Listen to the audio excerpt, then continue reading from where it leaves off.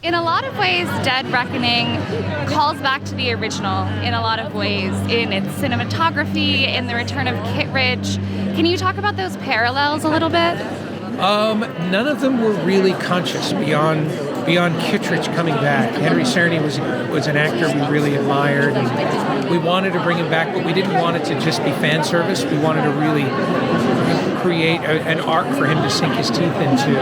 And everything else in terms of some of the visual style and some of the things that feel reminiscent to the movie were actually more dictated by the story than they were by a conscious effort to recreate any sort of style. Mission's got a mind of its own. It just tells you what it wants. Can you talk a little bit about where the plot line for this film originally came from?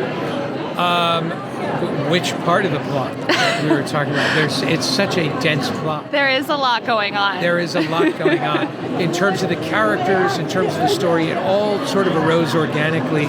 We knew very early on we wanted to do something involving information technology as a threat. We knew we wanted to bring in Haley and have her come in as an outsider so that she could really stand on her own 2 feet in the story. We just loved Bob Clementieff and wanted to bring her in as a chaotic element to blow things up. Shane Wiggum walked up to me at a party and said, "How do I get in Mission Impossible?" And I said, "You just did it." All of that was sort of our bringing all of these elements together. We were just creating ingredients and trying to find the story as we went, and it just grew organically out of the process. Awesome. And my last question for you, if you were filling in for Tom's stunts for a day, which one would you absolutely not want to do? Which one would I not want to do? I was in that Fiat for 5 minutes, and I would never want to get in it again. I'm amazed that Tom and Haley spent the time that they did in that car and delivered the performances they did.